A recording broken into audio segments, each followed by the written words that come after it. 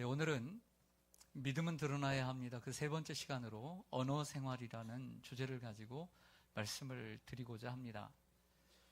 제가 정기적으로 이렇게 모이는 우리 금천구의 목사님들 모임이 좀 있는데, 한 번은 목사님들 모임 가운데 좀 훌륭한 목사님이 계신데, 제가 인근에 알고 있는, 이름은 모르지만 그 교회를 다니는 성도님을 알게 되었습니다. 그리고 그 성도님의 모습을 제가 볼 때에 열정이 남다르고, 그리고 나눠주기를 부쩍 좋아하고 선한 행실이 참 많았습니다.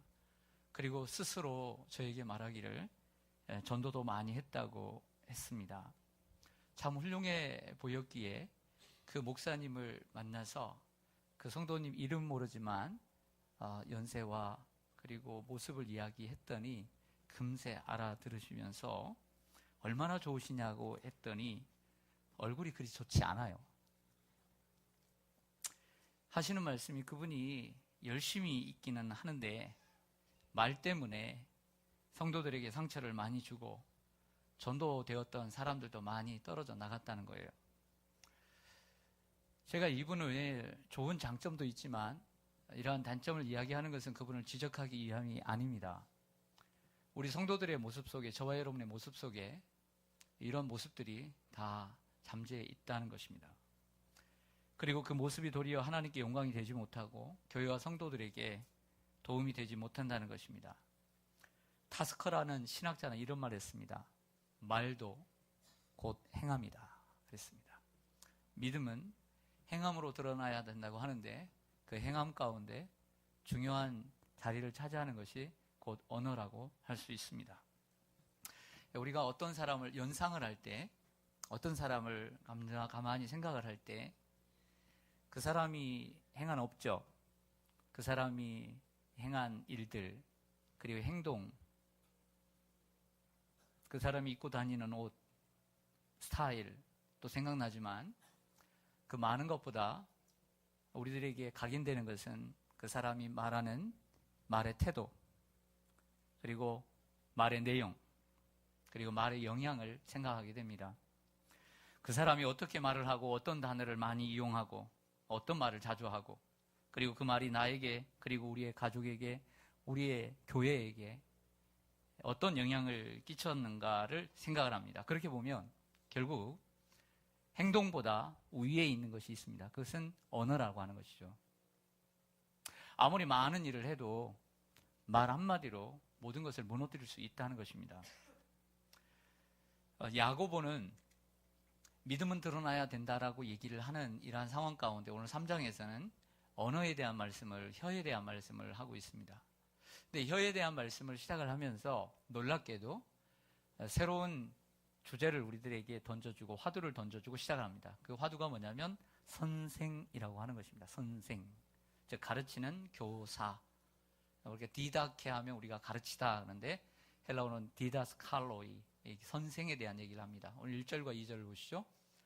화면을 준비했습니다. 내 형제들아, 너희는 선생된 우리가 더 큰 심판을 받을 줄 알고 선생이 많이 되지 말라. 우리가 다 실수가 많으니 만일 말에 실수가 없는 자라면 곧 온전한 사람이라 능히 온 몸도 굴레 씌우리라 그랬습니다. 왜 선생이 되지 말라는 말을 던지면서 혀로, 말로써 전달이 되는가? 당시의 초대교회 때는 사도, 선지자, 복음 전하는 자, 목사와 교사가 있다라고 에베소서 5장 11절에, 에베소 4장 11절에 말하고 있습니다. 중요한 직책 가운데 특별히 이 진리의 하나님의 말씀을 전파하는 중요한 역할을 하는 사람이 교사입니다. 그리고 목사와 교사를 이게 동격으로 두고 있는 것이죠. 목사의 제일된 사명은 교사입니다. 가르치는 것이. 잘 가르치는 사람이 목사입니다. 그러다 보니까 상당한 권위와 명성이 따르게 된 것이죠. 많은 그리스도인들이 그 가르치는 사역에 매력을 받고 느꼈고 목사와 교사가 되기를 원했던 사람들이 많았던 것입니다. 그러나 좋지 못한 악한 동기로 직분을 얻으려는 이들이 있었기 때문에 또 준비되지 못한 언어가 다듬어지지 않은 사람들이 지도자들이 되고자 하는 이러한 일, 당연히 그는 교회에 문제가 생기니까 선생된 이들이 더 큰 심판을 받을 줄 알고 많이 선생이 되지 말라, 이렇게 얘기를 하고 있는 것입니다. 그렇다고 해서 야고보가 선생은 선생, 교사라고 하는 것은 절대 되지 말라, 이런 의미가 아닙니다. 여기서 강조하는 것은 교사라고 하는 것은 그만큼 중요한 자리고 중요한 역할을 하는 곳이다 라고 하는 것을 강조하는 것이고, 선하지 않은 동기로 아무나 가르치는 자리에 서지 않도록 하는데 경계를 두고 있는 것입니다.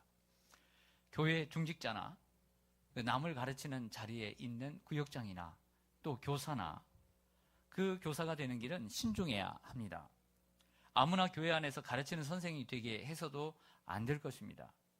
중직자나 가르치는 자가 부족하다고 믿음도 없고 소명도 없고 은사도 없는 이들을 세워서는 안 됩니다. 특히 사람을 대하는 모습, 그리고 언어 생활을 유념해서 사람들을 세워야 하는 것입니다.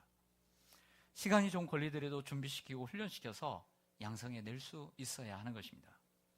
교회 안에서 가르치는 선생의 중요한 자격 가운데 하나는 분명히 언어일 것입니다. 그렇다고 오늘 본문이 이러한 가르치는 선생님들에게만 주어지는 것은 아닙니다. 오늘 1절을 시작할 때도 형제들아 라고 시작을 하고 있고, 오늘 끝 12절에도 보면 마지막 다시 형제들아 이렇게 하면서 얘기를 하고 있는 거 보면 모든 그리스도인들에게 오늘 이 언어에 대한 생활은 언어 생활을 말씀해주고 있다라고 볼 수가 있습니다. 예수님의 동생 야고보가 말하는 언어 생활, 많은 언어들이 있고 잠언서 같은 경우에는 더 많은 분들이 있지만 이 짧은 시간에 야고보가 말하는 그 말씀을 따라서 제가 말씀을 드리고자 합니다. 야고보가 말하는 언어 생활, 어떻게 할 것인가? 혀에 말에 주인이 있어야 한다, 이렇게 말을 하고 있습니다. 따라하겠습니다. 혀에 주인이 있어야 한다. 다시 한번요. 말에 주인이 있어야 한다. 주인이 있어야 한다. 생각하기를 내가 주인이지 라고 여러분 생각하시죠? 오늘 1, 2절을 마치고 난 다음에 3절, 4절 어떻게 말하고 있는지 보겠습니다. 우리가 말들의 입에, 여기에 말은 사람들이 타는 말입니다. 말들의 입에 재갈 물리는 것은 우리에게 순종하게 하려고, 이게 중요합니다. 순종하게 하려고 그 온몸을 제어하는 것이다, 통제하는 것이다 라는 거예요. 그 다음 또 배를 보라, 저 바다에 띄우는 배를 보라. 그렇게 크고 광풍에 밀려 가는 것들을 지극히 작은 키로서 사공의, 이게 중요합니다, 사공의 뜻대로 운행하느니라. 키가 있는 것은 사공의 뜻대로 운행하기 위한 거라는 것이죠. 저를 보겠습니다.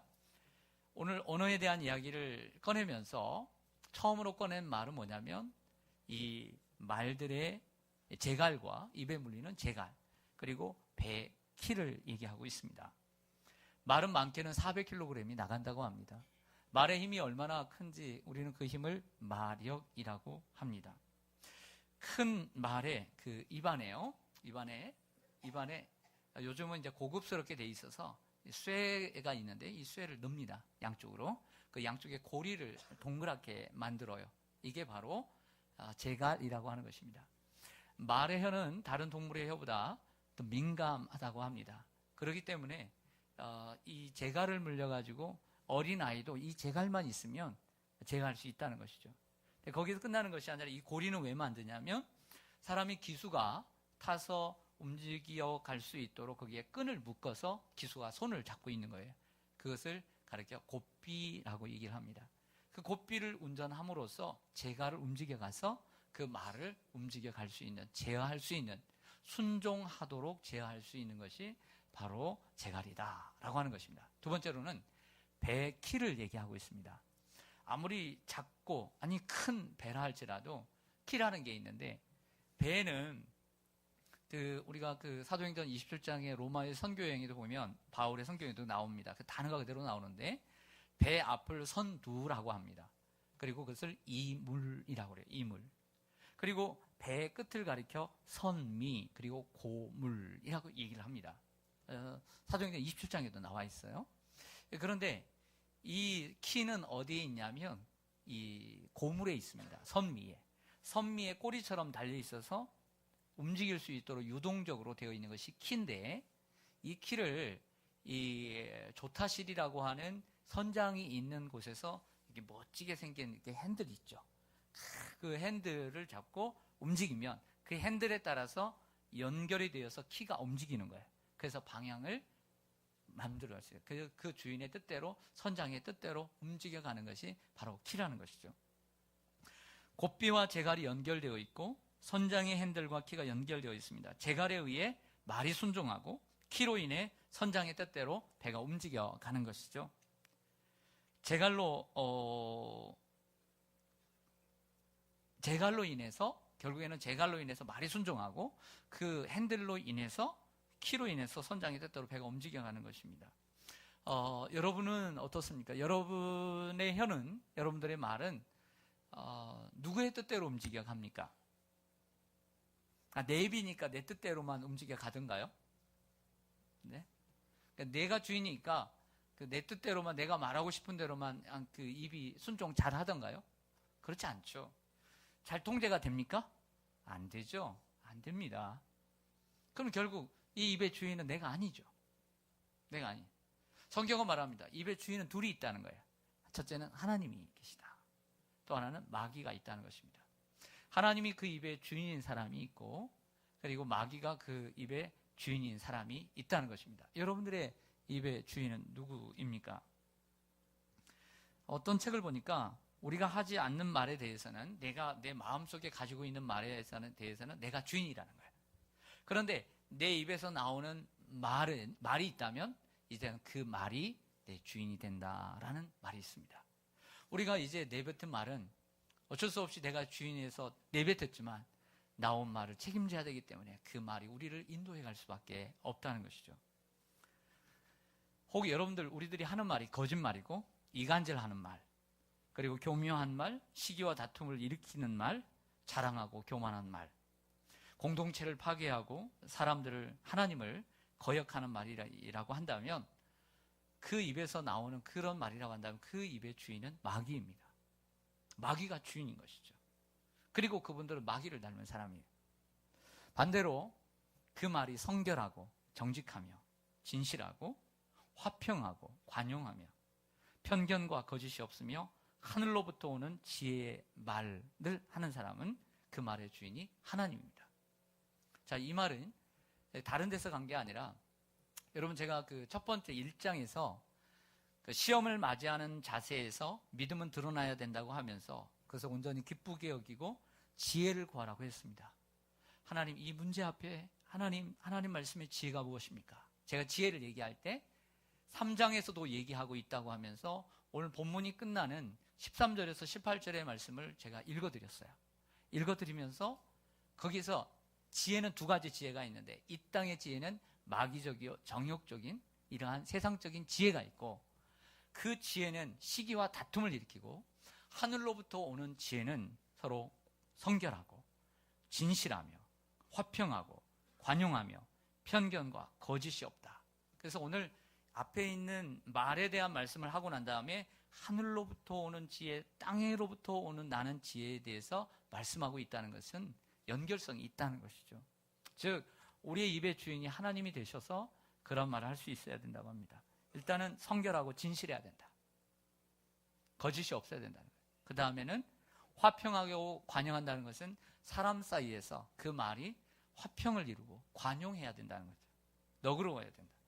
그리고 편견과 거짓이 없어야 된다. 이렇게 말합니다. 이것이 하늘로부터 오는 지혜다 라고 말합니다. 근데 야고보서를 이렇게 보니까 3장에만 혀와 말에 대한 이야기가 있는 것이 아니라 5장을 제외하고는 1, 2, 3, 4장이 모두 다 말에 대한 말씀들이 곳곳에 있었음을 발견할 수가 있었습니다. 우리 화면을 보시죠. 야고보서 1장 19절 시작. 내 사랑하는 형제들아, 너희가 알지니 사람마다 듣기는 속히 하고 말하기는 더디하며 성내기도 더디하라. 아멘. 듣기는 속히 하고, 그래서 하나님께서 우리에게 귀는 몇 개를 주시고 2개를 주시고 말하기는 더디하라고 입은 한계를 주셨는데 우리는 듣기는 조금 듣고 말을 많이 하려고 하면 안 된다는 것이죠. 그리고 말하는 법칙에 있어서 참고할 수 있는 것은 일단은 적게 말하는 것이 좋은 사람이 되는 길이다. 훌륭한 사람이 되는 길이다. 그래서 아무리 말이 많으면 실수가 많다라고 성경은 얘기하기 때문에 말을 적게 하는 것. 그래서 저 사람이 아무 생각하고 있지 않아도 말을 하고 있지 않으면 저 사람이 많은 생각을 하고 있나 보다. 이렇게 생각하면서 그 사람을 높이게 되는 거죠. 하지만 말을 많이 하게 되면 그 사람이 있는 것이 다 탄로나기 때문에 좋은 평가를 받지 못합니다. 그래서 말을 적게 하는 것이 좋고, 두 번째는 말을 느리게 하는 것이 좋다. 천천히 하는 것이 좋다. 빨리 하면 할수록 감정이 일어나게 되기 때문이죠. 그리고 세 번째로는 이렇게 팁을 주더라고요. 뭐라고 이야기하냐면 부드럽게 하라. 당연히 말이 빨라지면 부드러울까요? 아니죠. 말이 천천히 느리게 하면 말이 부드러워질 수밖에 없는 것이죠. 그렇게 얘기를 하고 있습니다. 일단 여러분들 중에 스스로 압니다. 나는 다른 사람들보다 좀 말이 많다. 이런 분들 손 들지 마세요. 예. 근데 스스로 알아요, 몰라요? 눈을 뜨세요. 예, 눈을 뜨세요. 예, 알아요, 몰라요? 알죠? 그러니까 이런 분들은 이제부터 말을 줄이세요. 그래서 오늘은 내가 말을 하지 말아야 되겠다. 예, 말이 많아서 그런 분들. 얼마나 가족들이 속썩이며 말하겠어요? 가만히 놔두면 잘하겠어요? 답답하니까 말하지만 여러분들 하루만 말하지 않고 한번 참아보세요. 될 대로 되라 하고 아무것도 하지 말고 애들이 뭐 내 마음대로 내가 알아서 한다. 알아서 하면서 알아서 안 하니까 잔소리 하지만 그래도 하루만 말하지 말아보세요. 어떤 일이 일어나는가. 네. 일단 가정은 평안할 겁니다. 잠언서 10장 19절 보겠습니다. 잠언 19장 19절. 10장 19절. 시작. 말이 많으면 허물을 면하기 어려우나 그 입술을 제어하는 자는 지혜가 있느니라. 일단 말이 많으니까 허물이 나와요. 입술을 제어하는 자는 입술을 통제하는 자가 됩니다. 그 다음 시작. 어리석은 자는 자기의 노를 다 드러내어도 지혜로운 자는 그것을 억제하느니라. 지혜로운 사람이 누구냐면 자기가 가지고 있는 그 어떤 분노를 다 드러내는 자는 어리석었고 그것을 좀 절제하는 사람이 지혜로운 사람이다. 이렇게 얘기를 합니다. 야고보서 1장 26절에도 이렇게 말합니다. 시작. 누구든지 스스로 경건하다 생각하며 자기 혀를 재갈 물리지 아니하고 자기 마음을 속이면 이 사람의 경건은 헛것이라. 이렇게 해석할 수 있습니다. 경건이라는 단어가 2번 나오는데 쉽게 해석하면 이런 것입니다. 자기가 신앙이 좋다고 생각을 하는 거예요. 내가 신앙이 좋다, 경건하다 생각한다는 것은 내가 신앙이 좋다라고 생각하는데 자기의 혀를 재갈 물리지 않고 말에는 아닌 거예요. 이 사람은 진정으로 신앙이 좋은 사람이 아니다. 자, 해석이 쉬워요, 어려워요? 저는 쉽게 얘기했는데 쉬워요, 어려워요? 저는 쉽게 얘기하는 지혜가 있습니다. 은사가 있어요. 모든 사람이 잘 들을 수 있도록 저는 얘기하려고 노력을 합니다. 자기가 스스로 경건하다고 해요. 그런데 말로서 드러내게 되면 재갈 물리지 아니하면 결국에는 그 사람의 경건은 헛것이다. 그 믿음은 헛것이다. 라고 하는 것이죠. 그럼에도 불구하고 오늘 성경은 2절에도 말에 실수가 없는 사람이 없다는 거예요. 다 실수가 많다는 것을 인정을 우리가 합니다. 말에 자유로운 사람이 누가 있겠습니까?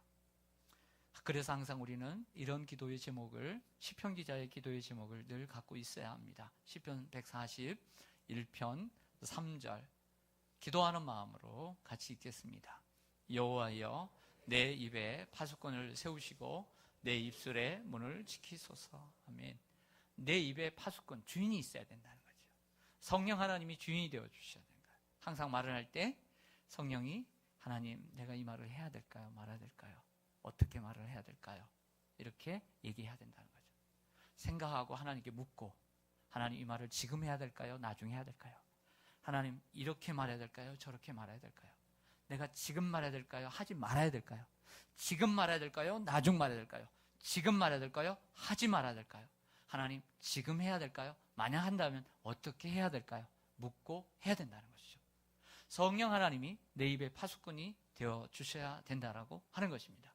그리고 그렇게 내 마음이 요동칠 때, 그리고 감정이 폭발하고 있을 때 항상 성령님께 다시 한번 묻고 이야기한다면 하나님께서 우리의 실수를 줄여주실 것이고 하나님 앞에 경건한 삶을 살게 될 줄로 믿습니다.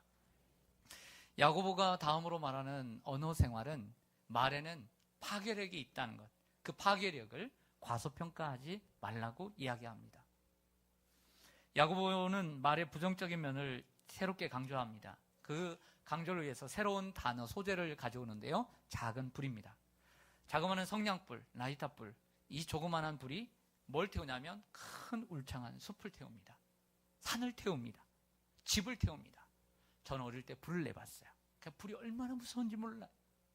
올해 들어서 왜 이렇게 불이 많이 나서 막 사람들이 목욕탕에서 사람들이 죽어가고 불이 나가지고 이 불이 산에서 불이 나서 미국 전역에 미국의 그 어느 주에 그 집을 다 태우고 사람들이 나오는 거지 비일비재하게 광고 뉴스가 나옵니다. 불이라는 건 무서운 거예요.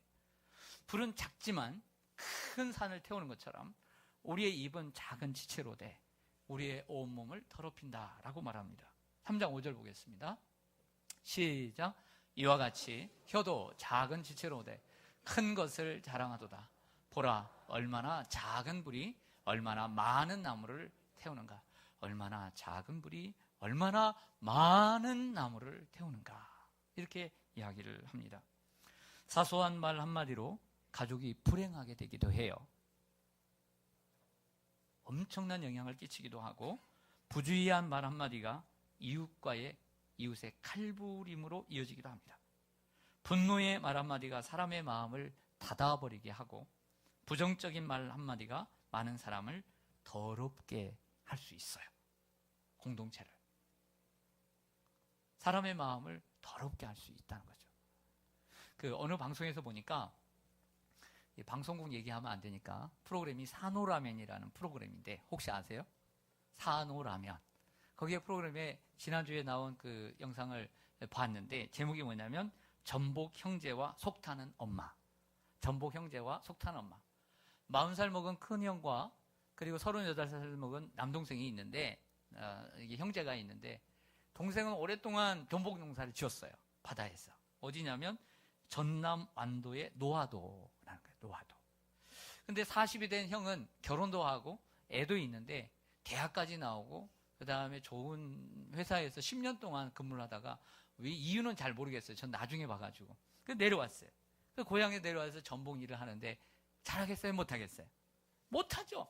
10년 넘게 농사를 지은 동생 앞에서는 정말 어린애예요. 근데 거기에 부모님이 사는 거예요. 전복은 다시마와 미역을 먹고 사는데 가서 보니까 기계로 다시마도 키우더라고요. 다시마를 탁 끌어올려요. 그러면 딱 끌어올리면 배 위에다 끌어올려서 이제 차근차근 네모판 바둑판처럼 되어 있는 그 전복 그곳에 전복이 있는 곳에 이제 기계로서 탁 갖다가 뚝 떨어뜨리는 거야. 그래서 이제 동생이 잘하죠. 적당한 양을 적당한 곳에 가운데 탁 털어뜨리죠. 근데 형이 한번 해보라고. 그래서 형한테 줬더니 형이 이제 긴장을 하고 하는데 어떨 때는 많이 주고 어떨 때는 적게 주고. 그리고 제대로 떨어지겠어요? 가운데로? 안 떨어지죠. 그러니까 뭐라고 해요. 연습하라 했더니 연습도 안 하고 뭐 했냐고 말이야. 그래서 또 많이 주면 많이 준다고. 그래서 그 다음날인가 다다음날 갔더니 어느 벽한에 이 다시마를 많이 줘가지고 몇 년 키운 그 전복이 다 죽어버렸어요. 화가 나요 안 나요? 그렇지 않아도 요즘 전복값이 떨어졌다고 난리 나는데 형은 그것도 모르고 이제 전복은 온라인 시대다. 그래서 인터넷으로 판매를 하자. 그런 말이나 하고 있으니까 막 티격태격하다가 이런 일이 일어난 거예요. 자, 화가 나죠? 이 광경을 보고 전복이 죽어버렸으니까 얼른 어떻게 키운 겁니까? 자, 여러분들이 동생이에요. 이제 동생 누구다? 동생이다. 따라합니다. 나는 동생이다. 예. 옆에 있는 분들은 네, 짝을 져가지고 동생이다 생각하고 이 상황 가운데 이제 말을 하는 거예요. 자, 서로 한번 바라보세요. 서로 바라보시고 평소에 하던 대로 어떻게 해요? 평소에 하던 대로 따라하세요. 평소에 하던 대로. 네, 자, 시작. 예.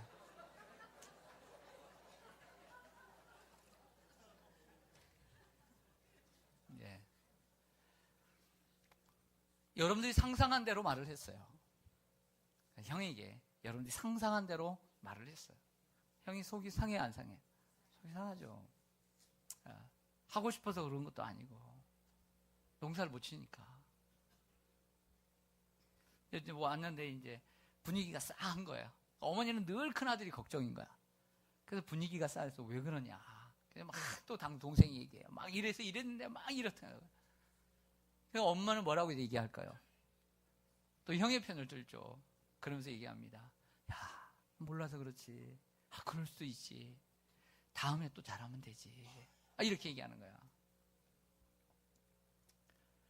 여기서 어떻게 말하느냐에 따라서 형과 동생의 관계가 달라지는 거죠. 집에서 부엌에서 아내가 수고하는데 그릇을 좋은 그릇을 탁 깼습니다. 좋은 그릇인데 아끼던 그릇 뚝 깼어요. 그럼 뭐라고 해야 돼요? 네?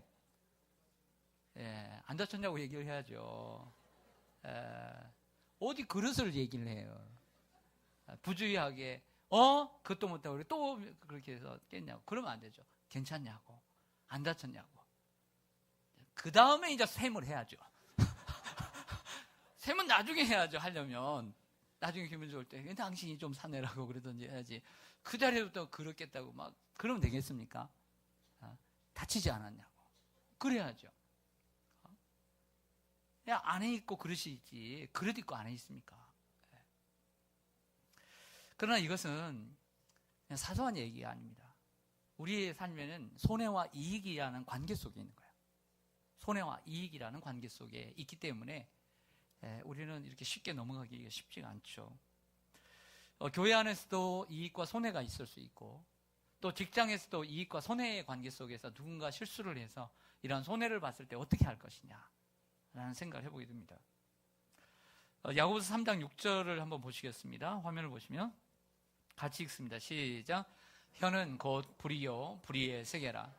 혀는 우리 지체 중에서 온 몸을 더럽히고 삶의 수레바퀴를 불사르나니 그 사르는 것이 지옥불에서 나느니라. 저는 이 말씀이 제일 해석이 어려웠는데요. 혀는 곧 불이라는 거예요. 불의의 세계라. 불의한 세상이라는 거예요. 혀는 우리 지체 중에서 온몸을 더럽히고 말을 잘못하면 이 혀를 통해서 우리의 온몸이 더러워진다는 거예요. 더러워져. 그뿐만 아니라 이 혀를 잘못 쓰면 우리의 몸만 더러워지는 것이 아니라 삶의 수레바퀴를 불사른다는 것은 우리의 인생 전체에 악영향을 끼칠 수 있다는 것이 혀라는 거예요. 그런데 그 사르는 것이 어디에서부터 나왔냐면 지옥불에서 나느니라. 지옥에서 나왔다는 거예요. 그래서 저는 이렇게 해석을 했습니다. 우리의 혀를 통제하고 성령으로 거르지 못하고 통제하지 못하고 성령으로 거르지 못하고 악한 말을 하게 되면 우리의 몸뿐만 아니라 우리의 인생까지 망쳐버릴 수 있다. 쉽게 얘기해서 이것이 지옥에서 나왔다는 것은 말을 잘못하게 되면 내 인생이 지옥이 된다는 거예요. 내 가정이 지옥이 된다는 거예요. 내 교회가 지옥이 된다는 거예요. 저는 이렇게 해석을 했어요. 결과적으로 잘못된 말로 인해서 내 인생은 지옥이 되고 내가 살아가는 환경은 지옥이 되는 거예요. 뭐 때문에? 말 때문에. 자, 여러분의 가정은 지옥입니까? 천국입니까? 왔다 갔다 하시겠죠. 네. 하루에도 지옥과 천국 왔다 갔다 하죠. 자, 그런데 지옥이 되는 이유는 집의 크기, 구조, 그리고 내부 장식, 고가의 장식, 그리고 냉장고에 들어가 있는 재료에 달려있지 않습니다. 어느 정도 영향은 미치겠지만 가장 큰 영향은 말입니다. 자, 여러분이 태어나 자란 가정을 생각해 보겠습니다. 70년 전, 40년 전, 30년 전, 10년 전, 그리고 최근에 여러분들이 온 가족이 함께 살고 있는 가정을 한번 상상해 보십시오. 그때는 우리 모두 다 못 살았습니다. 보릿고개를 넘고 힘들게 살았던 그때에 여러분들의 가정은 행복했습니까? 불행했습니까? 만약에 그 행복과 불행한 여러분들의 가정을 상상해 보십시오. 아버지가 지금 떠오르고 엄마가 떠오르고 형제들이 떠오릅니다. 불행했다면 그 불행했던 여러분들의 가정의 주원인은 언어 때문이었습니다. 말 때문이었습니다. 요즘 우리가 많이 배우고 많이 성숙하고 믿음을 가졌기 때문에 많이 언어가 순화되었지만 옛날에는 얼마나 하지 말아야 될 말들을 많이 했고 하지 말아야 될 행동을 많이 했습니까? 행복한 가정의 특징도 말 때문이었을 것입니다. 마찬가지로 교회가 크다고 천국인 것이 아니요, 교회 크기에 상관없이 성도들이 어떤 말을 주고받느냐에 따라 그 교회가 천국과 지옥인 것을 알 수 있습니다. 우리가 예수님을 믿어 구원을 받은 것은 큰 행복이고 행복자입니다. 하지만 그 행복을 이 땅에서 영원히 누리는 것이 아닙니다. 그 행복은, 하나님 주신 행복은 천국 티켓을 땄다고만 이루어진 것이 아니라 우리가 성령의 통제 아래 그 혀를 잘 사용함으로써 천국을 이어가고 우리가 행복하게 살아갈 수 있는 것입니다. 할렐루야. 그러므로 명색만 나는 행복자라고 붙이지 말고 여러분들의 삶 자체가 행복한 삶이 되기를 주님의 이름으로 간절히 소망합니다. 야고보가 말하는 언어 생활 세 번째는 이젠 긍정적으로 말의 능력을 믿고 실천에 옮겨야 한다라고 말을 하고 있습니다. 야고보는 마지막으로 혀의 이중성을 얘기합니다. 따라서 하겠습니다. 혀의 이중성. 우리는 이중적인 모습들이 많죠. 그러면서 얘기하기를 우리 입으로 하나님을 찬송하고 그리고 우리 입으로 하나님 형상으로 지음받은 이들을 저주한다. 그래서 한 입에서 찬송과 저주가 나온다. 이렇게 얘기를 합니다. 그러면서 두 가지 예를 듭니다. 11절과 12절을 보겠습니다. 마지막으로 시작. 샘이 한 구멍으로 어찌 단물과 쓴물을 내겠느냐.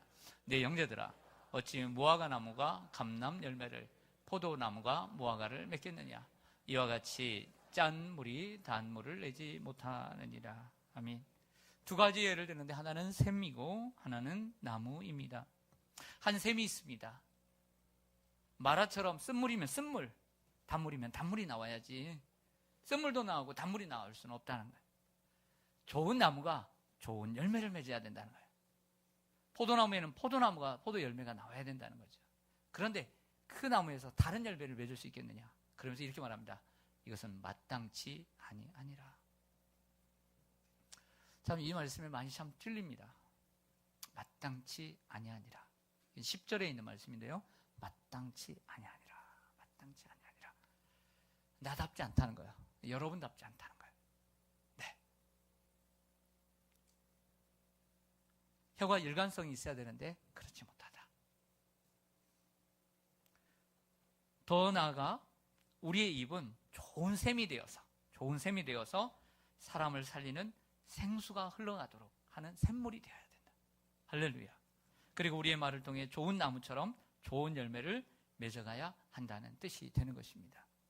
무더운 여름에도 이 가뭄에도 정말 저 바위 샘 구멍에서 샘물이 끊이지 않고 나오는 샘물이 있어요. 그 사람은 목이 마른 사람에게 목을 죽이고 원기를 북돋아주는 샘물이 되는 거죠. 좋은 사람의 말 한마디가 양약이 되어서 그 사람을 세워줄 수 있는 것입니다. 여러분, 사실 말에 대해서는 더 할 말이 참 많이 있죠. 근데 야고보가 말하는 만큼만 말하겠습니다. 우리의 진정한 믿음은 말로, 언어 생활로 드러나야 합니다. 이게 성숙의 길이라는 거죠.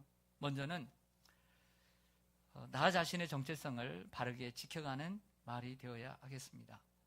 나 자신의 정체성. 좋은 샘은 좋은 물을, 좋은 나무는 좋은 열매를 맺는 것처럼 내 입에서 어떤 환경 또 어떤 사람 앞에서도 일관성 있게 나와야 된다. 이 사람 앞에서는 이렇게 얘기하고 저 사람 앞에서는 저렇게 얘기하고 그러면 안 된다는 거예요. 이간질하는 거예요. 아주 못된 거예요. 그리고 우리가 엄한 사람 앞에서 하나님 믿지 않는 사람이도 내가 하나님 자녀로서의 말을 하고 내가 하나님으로서 그리스도인으로서 나의 정체성을 드러내는 이러한 삶을 당당하게 살아야 될 줄로 믿습니다. 그리고 다음으로 나의 말이 사람을 살리고 세우고 격려하고 바른 길로 인도하는 말이 되어야 합니다. 거짓말하고 이간질하고 낙심케 하고 절망케 하는 말이 아니라 사람에게 생기를 불어넣어주는 샘물과 같은 말이 되어야 합니다. 그렇다고 해서 사람을 살리는 말은 무조건 칭찬은 아닙니다. 성경은 분명히 바른 말을 하고 채찍도 가하라고 했습니다. 어떤 말을 하느냐? 사실은 살다 보면 당장에는 쓴말이지만 지나고 보면 그 쓴말이 나에게 양약이 될 때도 있습니다. 지혜롭게 교훈과 훈계도 해야 함을 말하고 있는 것이죠. 몇 가지 우리가 자주 해야 되는 말을 우리 한번 연습해 보겠습니다. 첫 번째는 고맙습니다, 감사합니다, 이런 단어를 많이 사용하는 게 좋습니다. 우리 서로 인사하겠습니다. 고맙습니다, 감사합니다. 고맙습니다, 감사합니다. 거기에서 이제 이래서 감사합니다. 그래서 이래서 고맙습니다. 그리고 두 번째는 미안합니다, 죄송합니다. 라는 단어를 많이 사용하면 좋을 것 같아요. 미안합니다, 죄송합니다. 다시 한번 인사합니다. 미안합니다, 죄송합니다. 세 번째는 서로 축복하는 단어입니다. 사랑합니다, 축복합니다. 사랑합니다, 축복합니다. 네, 사랑합니다, 축복합니다. 사랑합니다, 축복합니다 할 때는 같이 이렇게 동성끼리 어깨를 이렇게 두개주고 이렇게 손을 잡아주면 더 좋죠. 그 다음에 아까 그 전복 형제처럼 그런 경우가 있다면 괜찮습니다, 그럴 수도 있죠, 이렇게 넘어가야 돼요. 이미 엎질러진 물인데 어떻게 하겠습니까? 하나님의 또 섭리가 있다고 믿고 맡기는 거죠. 한번 따라서 하겠습니다. 괜찮습니다, 그럴 수도 있죠. 괜찮습니다, 그럴 수도 있죠. 마지막으로는 훌륭합니다, 최고입니다, 이런 말을 자주 사용했으면 좋겠어요. 시작. 훌륭합니다, 최고입니다. 네, 훌륭합니다, 최고입니다. 네, 너무 많이 적으려고 하지 말고요, 제발 홈페이지 가서 영상을 좀 30분 동안 보세요. 할렐루야. 영상을 보세요. 영상을. 적는 것도 중요하지만 네, 그것도 중요해요. 중요하지만 제가 이렇게 적어보니까 어디 가고 없더라고요. 그래서 부엌에 써 붙여놓고 하든지 그게 제일 좋고요. 매일 보는 것, 연습하는 게, 운동하는 게 제일 좋은 것처럼 매일 연습하는 게 제일 좋습니다. 그리고 끝으로 나의 말이 아닌 나의 말이 하나님께 영광이 되도록 해야 돼요. 너무 사람에게만 잘 보이려고 하는 말이 아니라 그 말이 하나님의 영광이 되지 않다면 안 되겠죠. 예수님처럼 하나님의 영광이 되도록 나 자신을 자랑하고 높이는 말을 조심하고 믿음 없이 함부로 원망하고 불평하는 말. 이스라엘 백성들이 민수기를 보세요. 내 말이 네게 들린 대로 시행하리라. 원망하고 불평하고 시행하는 거죠. 예수님처럼 하나님을 높이고 하나님을 어떻게 하면 드러낼까라는 생각한 것. 그래서 이런 것 같아요. 조금만 생각하고 말하면 된다라고 생각이 됩니다. 그 생각이라는 것이 성령님께 하는, 성령님 어떻게 하면 얘기하면 좋겠습니까? 한 번 더 급할수록 한 번 더 심호흡을 하고 성령 하나님께 여쭙고 어떻게 하면 좋을까요? 어떻게 말하는 게 좋을까요? 한 번씩만 더 묻고 그리고 얘기한다면 좋은 결과가 있을 줄로 믿습니다. 기도하겠습니다.